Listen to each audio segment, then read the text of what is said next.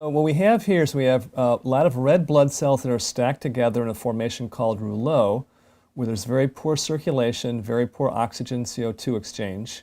The red blood cells should be visible and separate like this one right here. Instead, they're stacked up, and there's multiple causes of that, including dehydration, poor digestion of protein, excess carbohydrates in the blood, sugars too high in the blood, and overall a low negative charge in the blood, where the potential, the zeta potential in the cells has been diminished, so cells just clump. Also, we have a lot of inflammation in the background. So you can see the sort of spider web formation in the background. That's inflammation.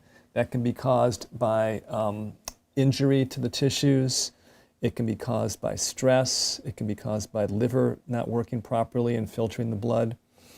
Multiple causes of that too. Here we can see a very small white blood cell, actually. In the case of this blood sample, the person's white blood cells were too small. You can see this one here too. They should be 2 or 3 times the size of the red cells, and they're about maybe 1.5 times the size of a red cell. So they're not in ideal shape. So this is the picture of a sample of blood I looked at within the last week. So after that last sample of blood we looked at, the person did a 1-hour treatment with a frequency device called a Healy, which sends microcurrent and specific frequencies into the person's body. And that was 60 minutes. It was on a program called Immune System. So immediately after that treatment, I looked at her blood, and this is what we saw. It was about 50% of the blood improved. So instead of being stacked up, the red blood cells, you can see them here, they're separate. They actually can exchange CO2 for oxygen now.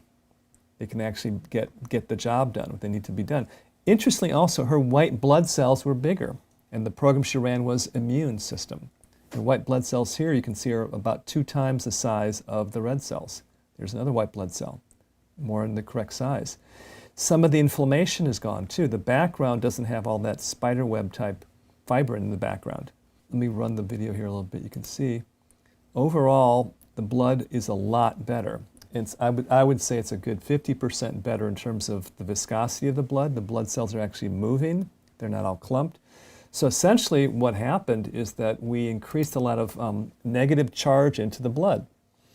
And that negative charge helps the cells separate from each other, so they have more of a surface area to get oxygen, and they have a lot more flow and movement of nutrients and energy through her body.